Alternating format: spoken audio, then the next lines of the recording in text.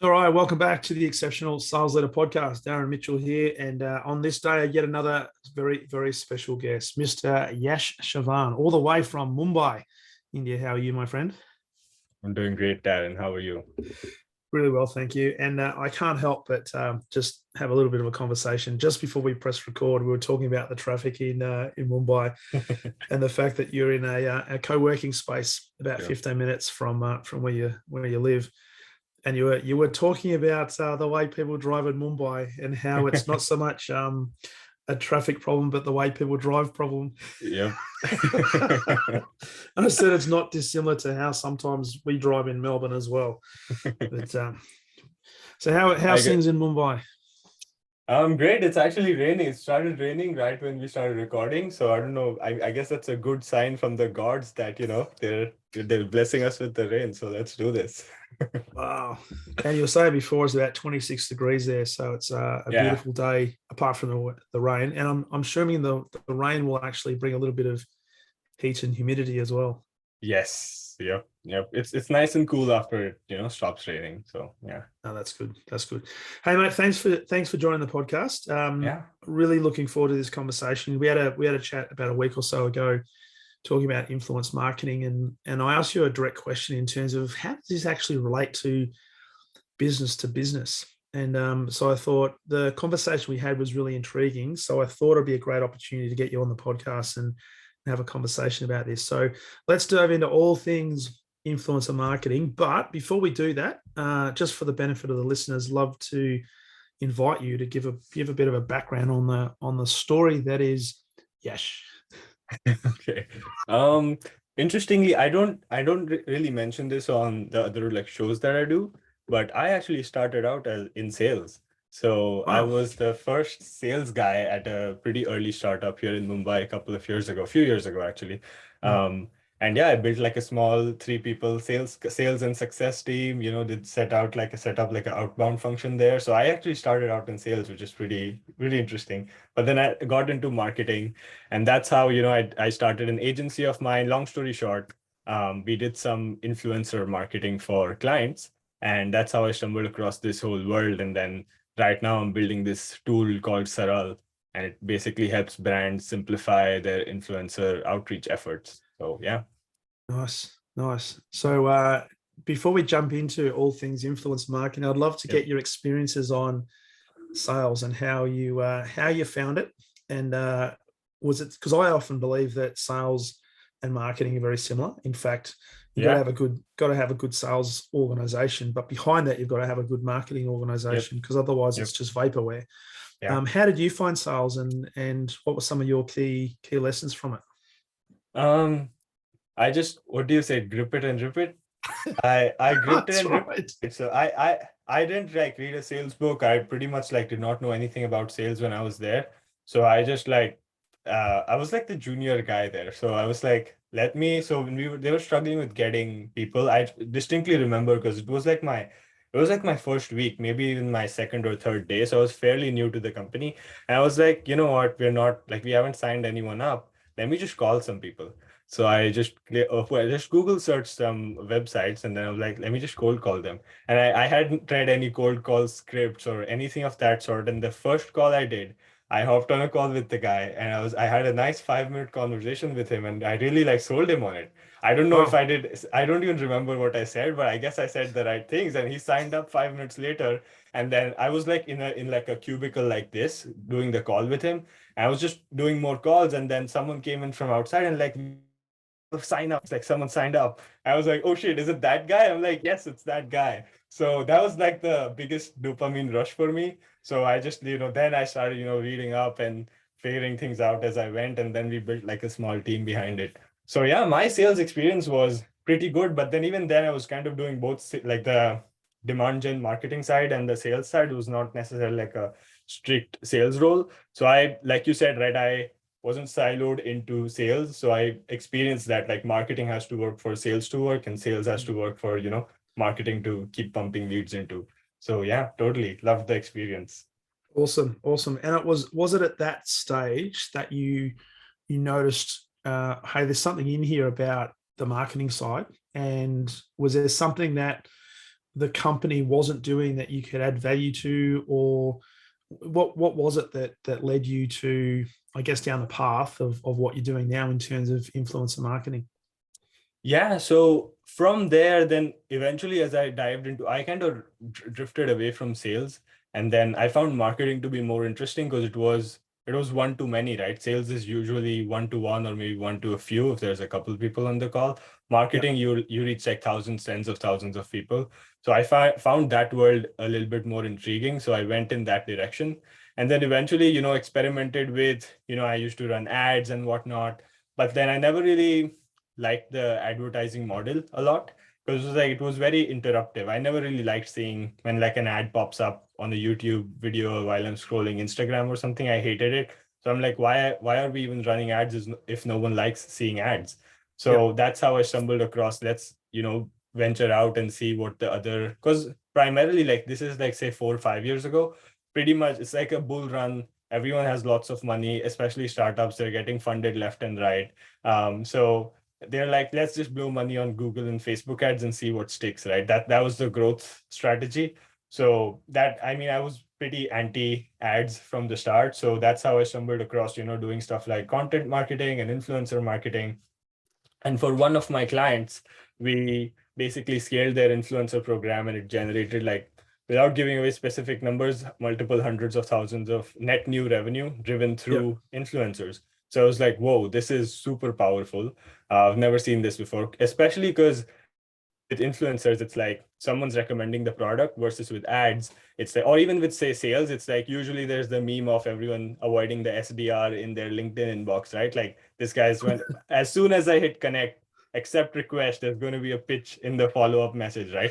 So people kind of dislike it, but people actually like reading someone who's, influential in their circle. Let's say like you, Darren, if you post on LinkedIn about this new CRM tool that you found, people are going to like check it out, versus if it was you or one of the SDRs of that CRM system in someone's inbox, then they're not going to like it, right? Yeah. So that's kind of philosophically where I aligned with the influence model of doing things and making sales and doing marketing. So yeah, I'll stop there.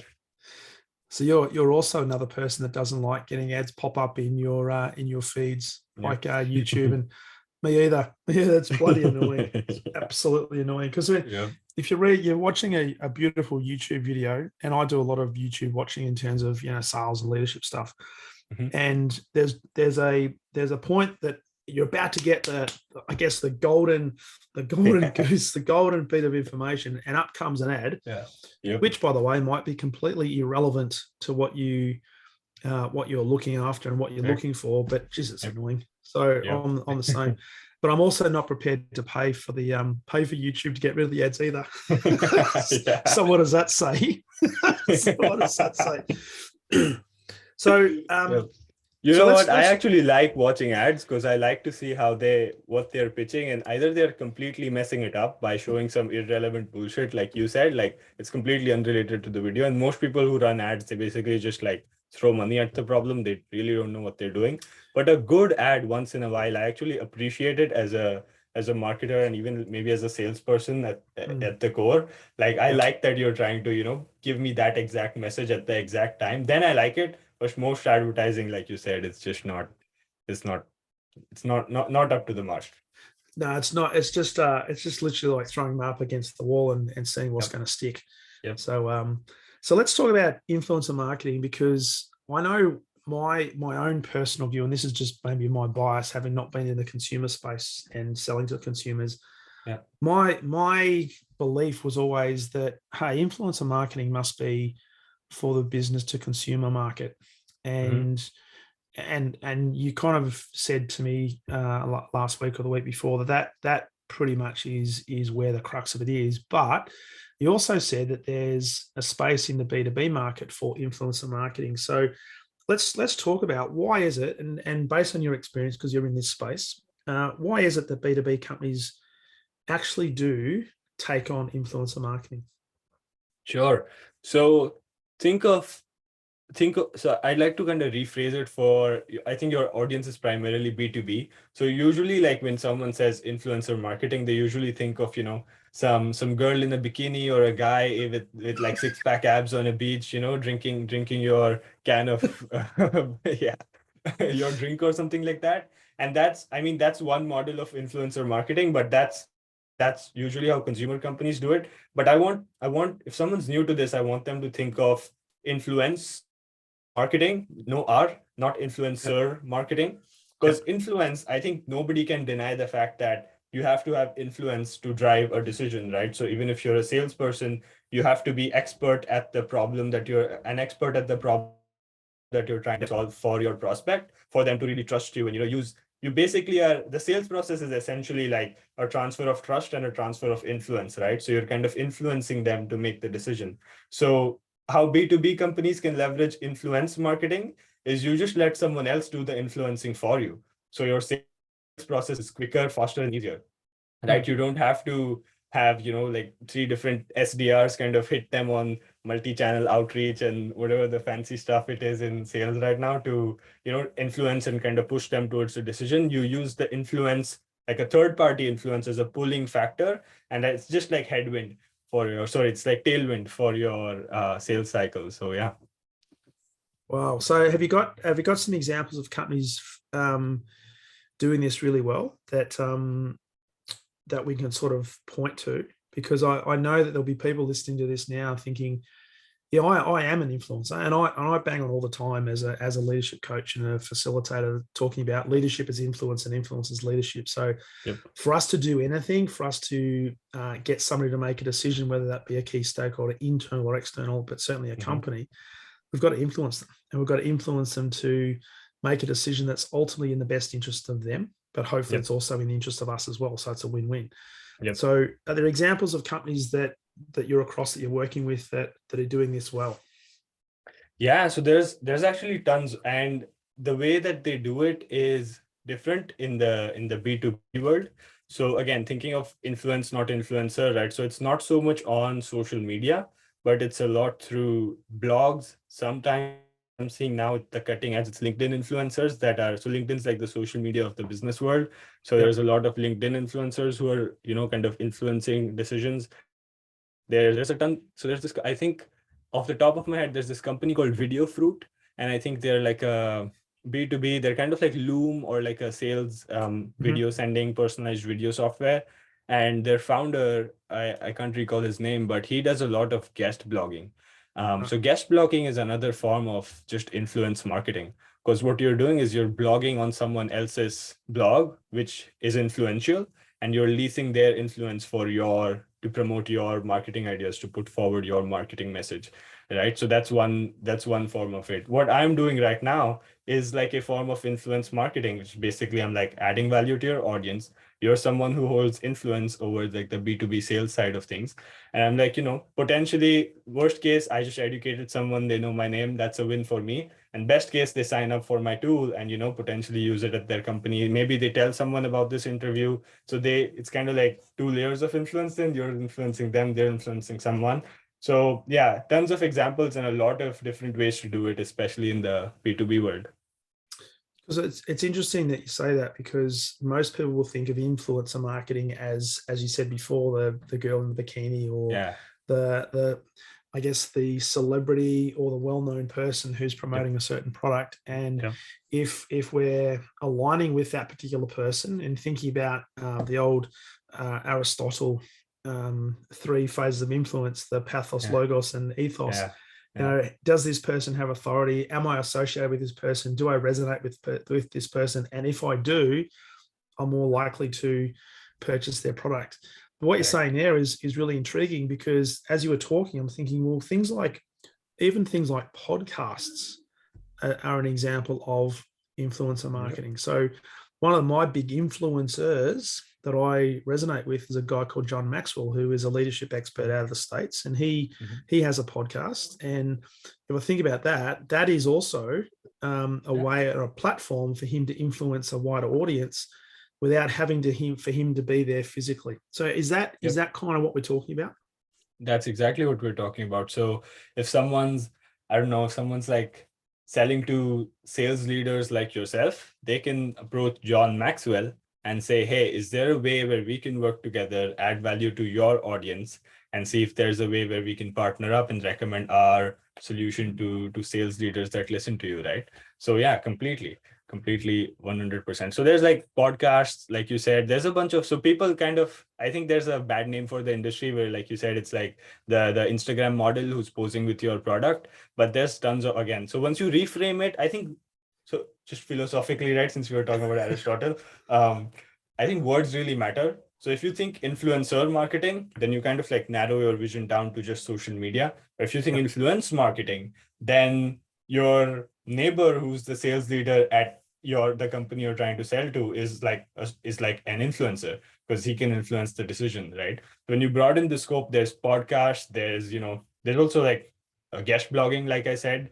So there's that. There's keynote speakers are influenced because they might not, their Instagram may have 10 followers, which is their friends, family, and their dog. But they're when they get on stage, 5,000 people listen to them, and then 10,000 people watch the YouTube video once it gets uploaded. So that's like 15,000 people potentially listening to your marketing message. So if you just sit there and think about it for like a day, you can come up with like 10 sources of influence that are completely unconventional. So love it, which is actually expanding my understanding, because I'm big on influence, and obviously very well versed across the powers of influence, the laws of influence from Robert Cialdini, for example, which we tend to use a lot in business to business. But for somebody that's sitting here listening to this podcast, and maybe they're in a sales leadership position, they're not getting as much influence as they'd like. They're trying to expand their impact within their marketplace, or in fact, they've got people within their team who are struggling, and they're not necessarily wanting to get onto the phone and do 100 cold calls per day, right? Because it's very much old school. For somebody listening to this podcast and they wanted to get into influence marketing or start to expand their influence, but do it from scratch, where do they start? Okay, very good question. So I'll give you like a process. I call it my 6-step system. And I worked on it. Is that trademarked yet, Yash? No, I should do it. I'm going to do it right after this call. The 6-step system. It's like the 7-minute abs. Oh, except this one works. 7-minute abs, I'm not too sure about that. No, I don't think whether the 7-minute abs actually work either. Because you can't just buy the machine and just look at it. You got to actually do something with it. But we digress. The 6-step process. Yeah, I think the lowest hanging fruit for most B2B companies is like, look at your case studies, look at your customers, see if there's someone who's influential. If you have like maybe even if you have like 100 customers already, I'm sure like at least one of them is like a LinkedIn creator, or they have like they run like a small podcast, or they do something, or they speak at keynotes, or they're like a local influencer, they speak at their local conference or something like that, right? So I think that's the lowest hanging fruit, and there's like multiple wins there easily that get you up to speed, and like within a week you can find them and reach out to them. And these are also the people, since they're already your customers, they're obviously going to, if you incentivize them right, they're going to talk about you, right? If you align your incentives with theirs, there's a simple way to get the ball rolling. So a lot of people tend to go the cold outreach way, and like, oh, I know this popular personality on LinkedIn and they've got like 200K followers on LinkedIn, I'm going to reach out to them. That person, and if they don't use your software, then it's just hard to, like get them to say yes. But if someone's already your customer, and if they have like a small influence circle, I think that's the closest win. So that's step one, is to identify who your lowest hanging fruit of sources of influence are. So that can be customers, that can even be like your teammates, your employees. Maybe the CEO of your company is like going on podcasts, or he's speaking at keynotes or something like that. So that's one thing, right?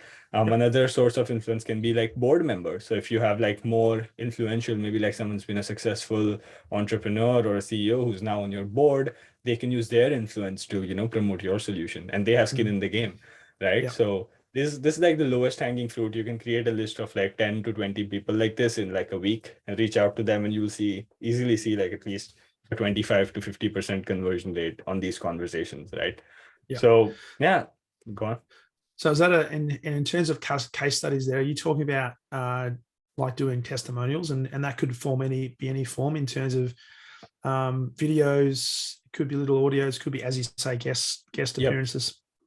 No, so that's the traditional model of sales, doing case studies and recording videos like this or something like that. So I'm assuming you already have that, right? So you reach out to those people who you did a case study with. If they got a good enough outcome to do a case study with you, maybe they're also open to maybe the sales leader at that other company you're selling to has an audience of 10,000 on LinkedIn, and they already did a case study with you. Maybe he can post once in a while on LinkedIn when he's talking about the problem that you're solving, right? So that's what I'm talking about. So you reach out to them to reach out to their audience.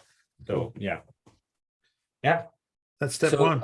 Yeah, that's step one. Step two, so that gets the ball rolling, right? At that point, you have a few conversations going. Now you from that, you can develop your say ICP for your influence profile. So you know who your customers are, so you can maybe reach out to similar people as them. So step two is basically prospecting and outreach, right? So that's basically it. So you go to either you find similar people to the ones that are in your customer base who are influential and reach out to them, or what you can do is you can send out a survey to your customers, just send an email out and ask them, what are they reading, what are they watching, what's your top 3 favorite podcasts, what do you listen to while you cook your dinner or drive to a co-working space, right? So yeah, so talk to your customers, just prospect, find out other sources of influence, and create a list of 100 to 200 sources of influence or influencers, for lack of a better word.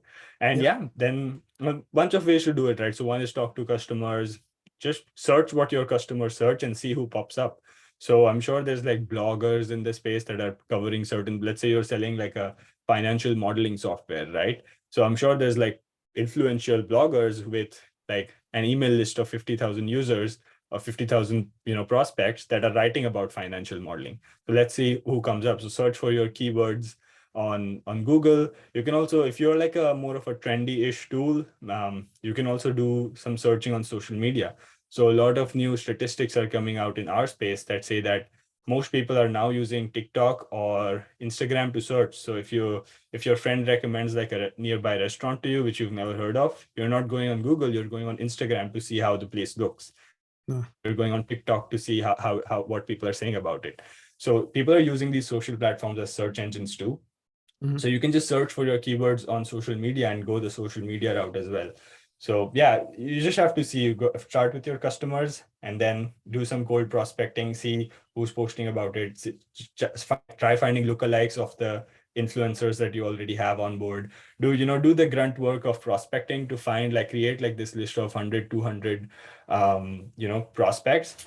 And then that's a easy segue to step 3, which is actually doing the outreach. And this is where I see companies kind of messing it up, because they find their list of influence and they're in their head, they're like, I want to get this person to talk about my product.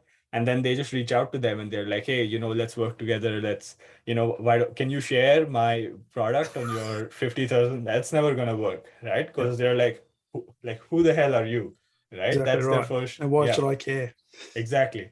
So it's just it's exactly like a sales cycle, right? So if you're doing cold outbound and you just buy my software as your call to action in the email, that's never going to work. But if you simply for example, in sales, you would ask about your role, hey, are you having issues with financial modeling, for example? More likely to reply. Then you gauge their interest level, right? That's a better way to do it. It's the same thing here. Just reach out with something more soft, are you even interested in this space? Are you even talking about this problem? Don't even mention your tool.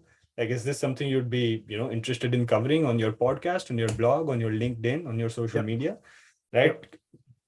Reach out with something broad like that and try to build a relationship. That's one main thing that's kind of popping off right now, is relationship-based influencer marketing, even in the consumer world. Because a lot of brands on the consumer side, and I'll digress for a little bit to make a point, they tended to do a lot of pay per post deals, which is hey, I just pay this 6-pack abs guy $1,000, and he's now posting about my my product on his feed. That used to work 2-3 years ago. Now it doesn't. Now like people want to see authenticity. People want to see Yeah. buy-in from the influencer who's posting. So same on the B2B side. So if you got to build a relationship with them, you might want to, if they are like working at a company, you might want to sell them your software at a huge discount, right? That's one way to incentivize them talking about you. So Yeah. yeah, a bunch of stuff like that. And I guess like salespeople, you guys already know how to build relationships, so I'm not gonna dive too deep on this. But Well, it's interesting you say yeah, that, because in my experience, and having been in yeah, sales for 20 years plus, hmm there's still today a lot of organizations and a lot of salespeople, and dare I say it, sales leaders, hmm who do the outreach part, and they think they're building relationships, but they're making it all about themselves and all about their product. oh, So oh, they're not adding value. So when I hear you talk about relationship-based marketing and outreach, it's how do I add value to this particular individual or this particular organization? How do I become relevant to the hmm point where I have something of value that I can share with them, that could be a platform for a relationship to start to be developed, from yep, which there may then be an yep, opportunity for some sort of reciprocal value creation, or whatever the case might be, versus absolutely. going straight for, hey, I've got this fantastic product. I know it's going to solve your problem because this company over there has got the same problem as you have. How about I have a conversation with you Yep, about me solving your problem as yep, well? yep. Doesn't work, because most people are Okay. now saying, hey, bugger off, not Yeah, interested. yeah. Yep, exactly. I think that's the concept in marketing. There's this, I'm sure you've heard of this or something similar like this, like welcome pest, annoying pest versus welcome guest, right? So Yes. if you're the annoying pest, they're gonna shoo you away. But if you're the welcome guest, they'll willingly open their doors for you. They'll let you in. They'll, make you coffee or something. So yeah. But and the only way to uh, create a, I guess, an avatar of being a welcome guest is you've got to have the right intention. You've got to Correct. be authentic, and Yep. and sometimes you might have to turn up on the front doorstep multiple different times before they Yep. actually let you in, because Yep. that's the other thing. It's persistence, and you would have seen Yep. this in your Yeah. sales Yep. career, but no doubt in what you're doing now is Yep. it. Yeah, and I hate using this term. It is a numbers game, which it is, but you sometimes need to do it more than once, more than twice, more Yeah. than three times, Yeah. sometimes more than 10 times before people will take any notice of you. Yeah. Yeah. It's also about timing, right? So if you like sometimes with like a influencer from on our side of things, deals just might not work out because they've already signed with a few brands. They have no more space to talk about you, but 6 months later they might. So it's all about tracking that relationship long term, setting like follow-up reminders for yourself so you can, follow up with them, say, hey, how's it going now? Are you open to it? If not, that's fine. But let me know, keep us in mind, and send them stuff, right? So keep educating them. So yeah. Well, that's it. You've got to keep top of mind. So and it's not a case of, hey, I'm calling this organization, I'm reaching out to this organization now, and right now it's Yeah. not the right time, because Yeah. they have to be in a certain cycle, a certain part of their Exactly. buying cycle. Yeah. But what we're doing is we're planting seeds. Yeah. And as long as we can remain top of mind and leave them with what I call an impression of increase, that we don't come across as spammy, we don't come across as inauthentic, it might leave them with a taste that says, hey, this is not the right timing now, Yeah. but maybe there's something with this person that is Yeah. worth at least keeping the door a little bit open. Yeah. Absolutely. Interesting you mentioned top of mind, because one of the best ways to just stay top of mind is like have other sources of influence talk about you. So they might not entertain your cold DM or your cold email, but they are anyway like consuming stuff. They're listening to podcasts, they're scrolling on LinkedIn, they're maybe browsing their, Instagram or Facebook or whatever. So if it's not the SDR who's doing this, if it's like some other influencer in your industry who's talking about your tool, you'd be like, whoa, like I've heard of them because that annoying SDR once reached out to me. But this is better because it's coming from like Darren, for example, right? Yeah. So Yeah. yeah. Yeah. Yeah.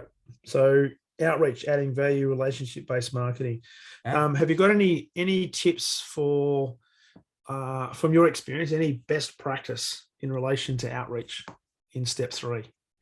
Yeah, in step 3, I think it's just like keeping it open, don't try to hard sell, don't try to, like get them on board as soon as possible. Because like, yes, there are some people who may say yes upfront, like, yeah, I'll work with you, just pay me X amount to talk about you. But then at that point, they're also not the kind of person you want to work with, because if someone's just like, if you can pay someone $1,000 to just talk about you, how authentic are they, right? How much do they believe in what the content that they're putting out? You So have what you I was mean your name again, and what was your product? yeah, exactly. Yeah. Yeah, exactly. You don't want to work with those people. So yeah, I mean, the fact that it is hard is good, is because the difficulty of it makes it worth it, right? I mean, as with all things in life, right? As it is with getting six-pack abs, the fact that you can't get them in 7 minutes is what makes them worth it. So yeah. So, Absolutely, absolutely. yeah. So that's step 3. What's step 4? Yep. Step 4 is kind of just like the relation outreach. Step 3 is outreach. Step 4 is like kind of education, relationship building, that side of things. So it's not, like I said, it's not like an instant sell. It might take a couple of months of back and forth for you, especially in B2B, right? B2C is quicker. B2B, it might take more time. So just education and creating education, negotiation, conversation, whatever you want to call it, just create an offer for their audience. So most creators, like the good creators or the good sources of influence, they want something for their listeners. They're not like, they're very selfless. They're like, I'm doing this for my mission to put my message out there. I just want you to tell me how my audience benefits from that. What's really in it for my audience to listen to. Just like, when we had our first conversation, you asked me like, nobody in B2B is doing influence. Why should I, have you on my show? Because that's a good Yep. thing, right? Because I could cry about it and say, yeah, this Darren guy is just kind of being hard on me. Or I could say, no, this is the guy I want to work with because he really gives a shit about his audience. Right. So that's just a, yeah, True. that's, yep.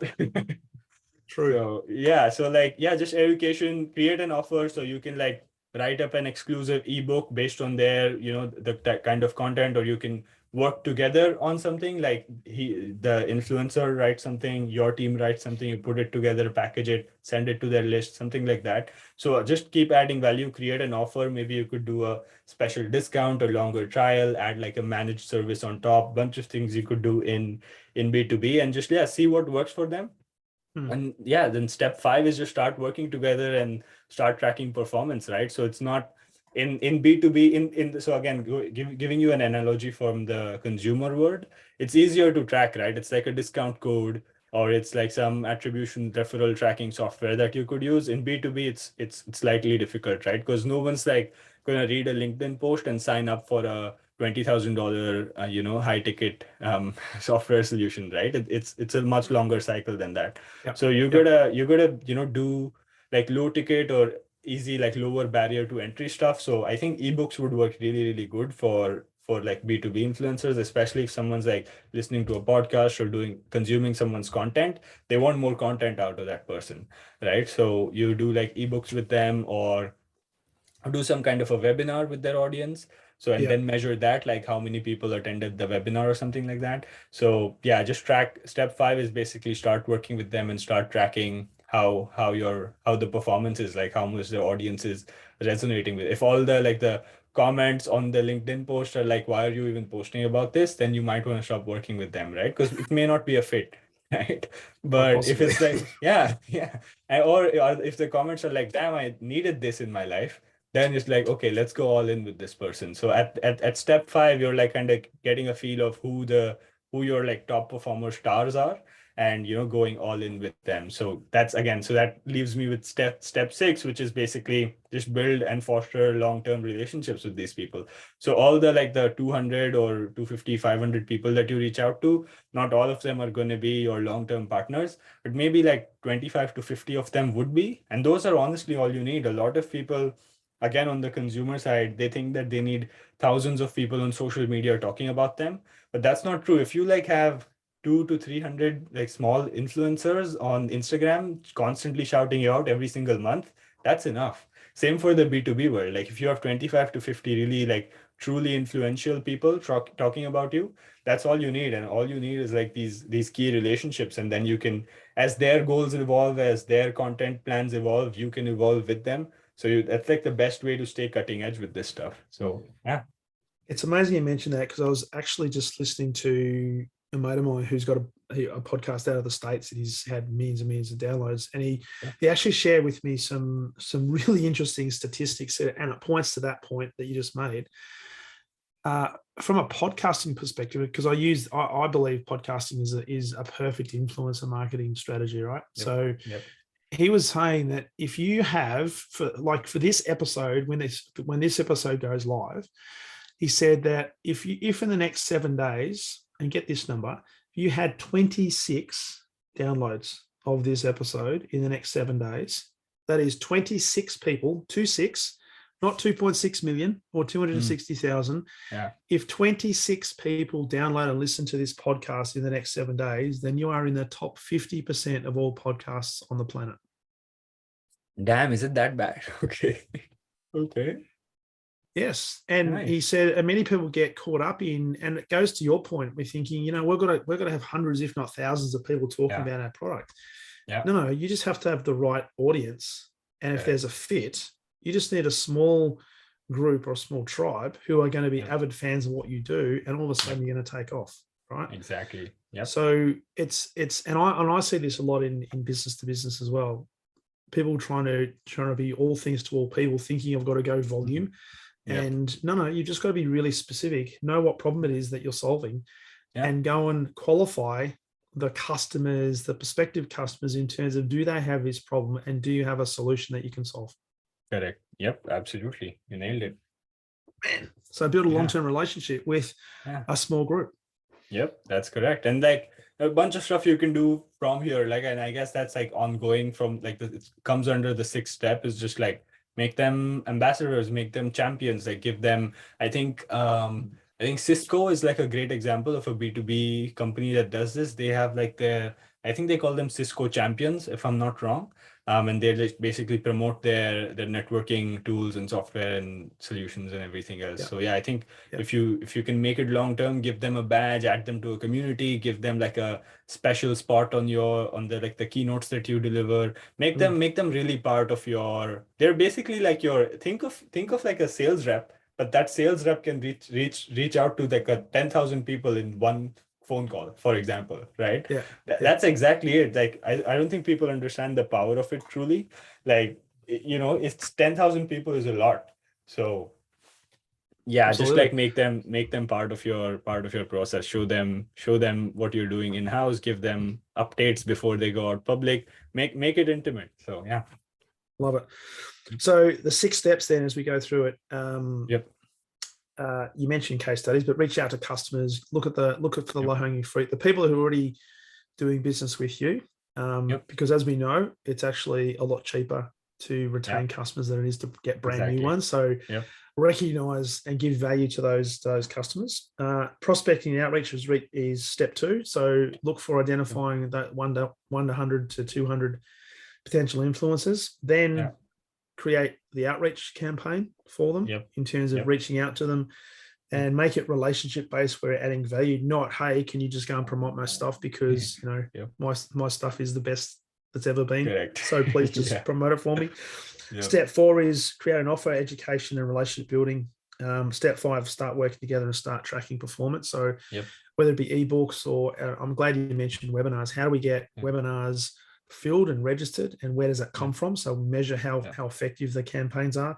Then step 6, building long-term relationships and turn them into ambassadors. So if we do that over and over and over again, we'll be unstoppable.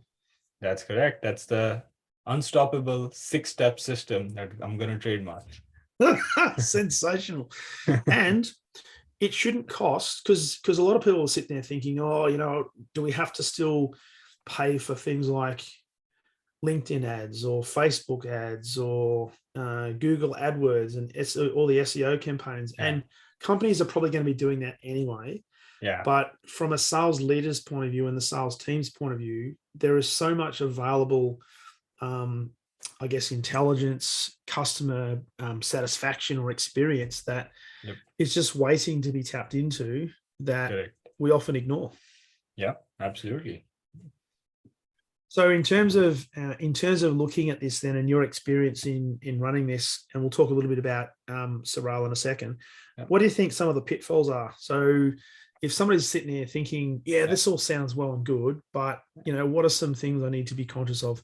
I've got to get things moving quickly. I don't have time to wait for 6 months to 12 months to build some long-term relationship.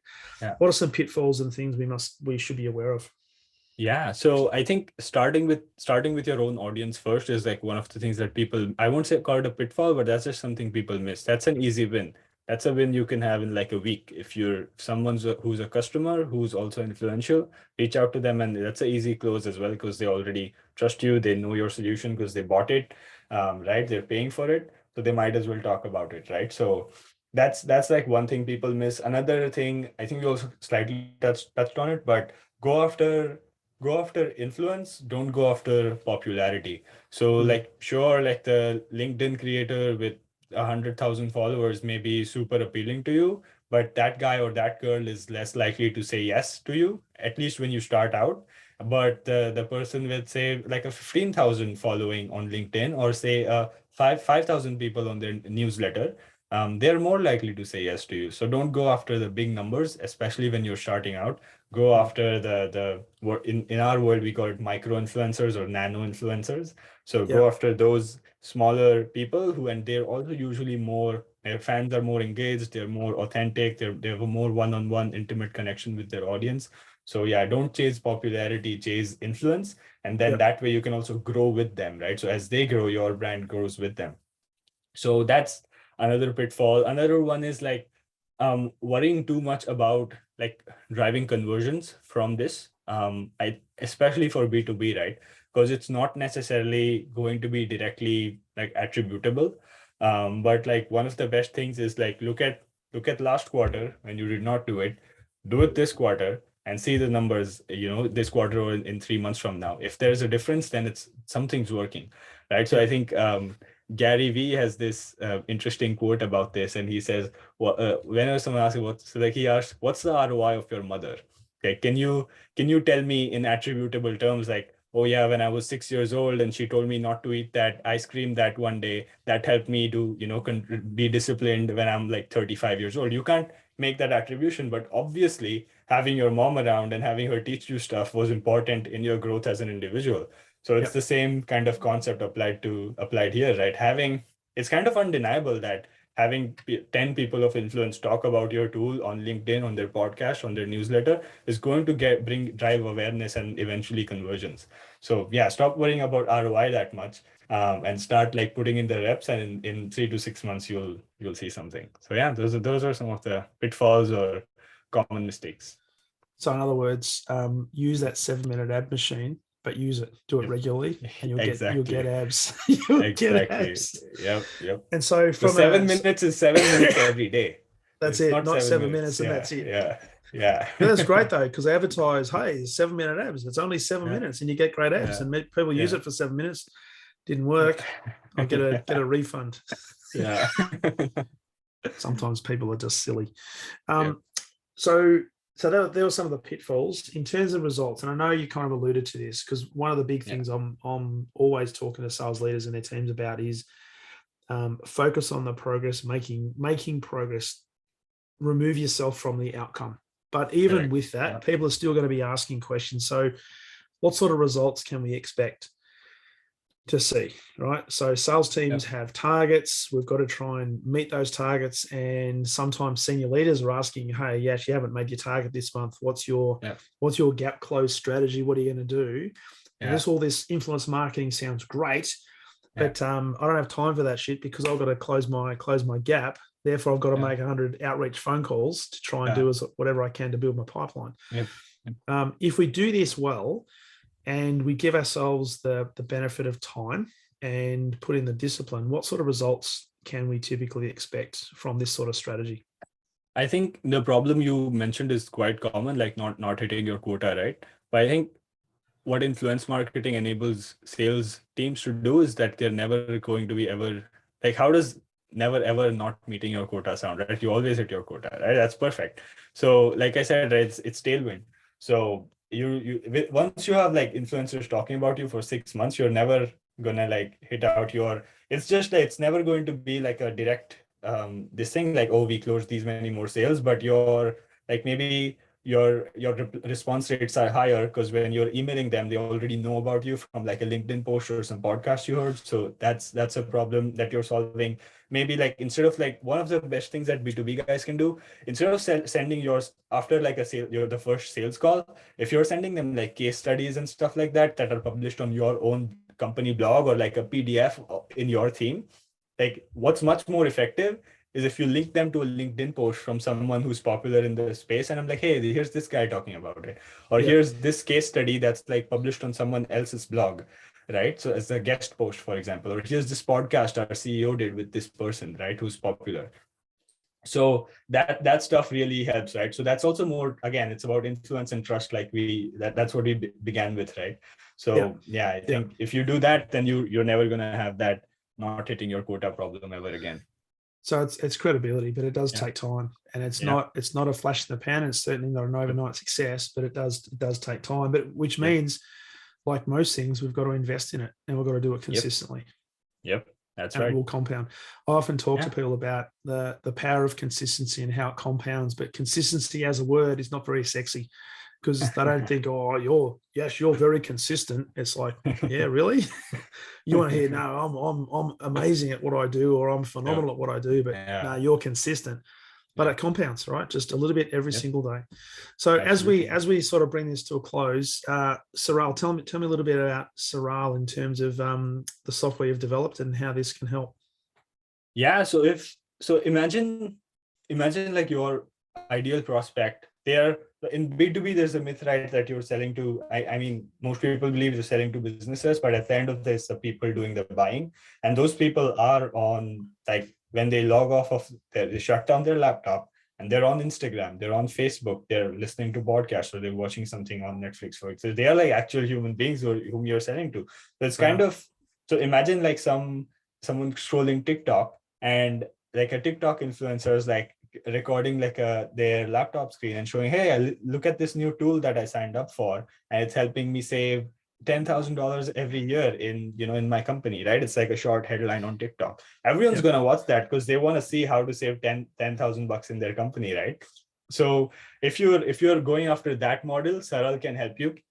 Will basically help you find the content creators' information, like how engaged their audience is, how authentic their following is, stuff like that. And then you can save them. Think of it like a CRM for influencer marketing. So you can save them to like your list. You can send them cold outreach. You can track how they're performing. You can track your relationships over time. Like I said, if they say no, you want to follow up after 3 months, you can set up follow-up reminders and do a bunch of nifty things like that. So cool.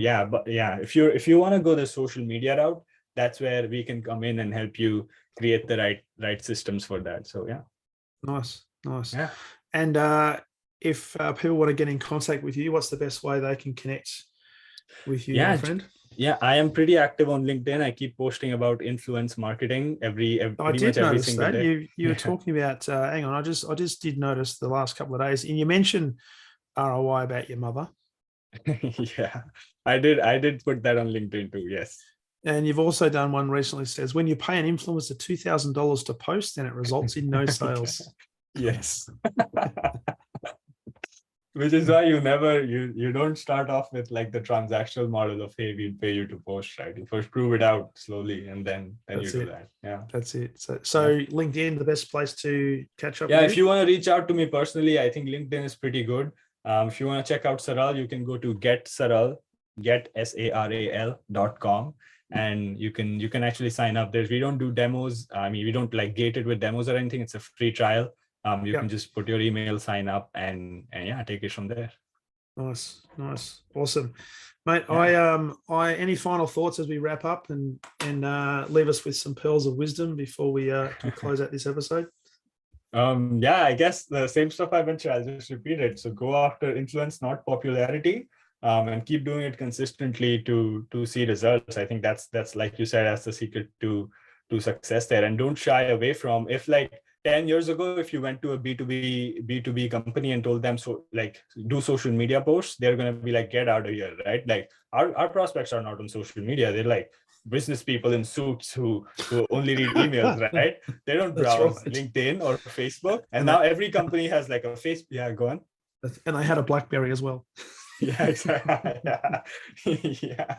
And if you look at it now, every B2B company is posting on Facebook, on Twitter, they're doing threads on Twitter and stuff like that. So I think influence marketing is the next step there. So if you want to be on the cutting edge, even if you're like not going the social media route and not using Saral, I don't mind that, but do something, follow the 6-step process and send me a message on LinkedIn 3 months from now and say, hey, I did it, it worked, and I'm never not missing my quota again. So That's right. That's right. yeah. And the big takeaway for me, and thanks for jumping on, I really enjoyed this conversation, is that certainly as a sales leader, my sales team now has an opportunity to spread their credibility, spread their reach by having, and basically leverage themselves by building relationships with people who are already influencers in the marketplace, but they don't have to therefore just always me making phone calls or reaching out to individuals. I can now get leverage, and from leverage, you get some great outcomes.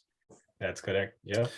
So, hey, mate, thanks for investing time on this beautiful day, and really enjoy this conversation. And I reckon we'll have to do it again. Perfect. I love chatting with you, Darren. Happy to run it again. Awesome, mate. Thanks again. All right. Yep. Catch you soon. Bye.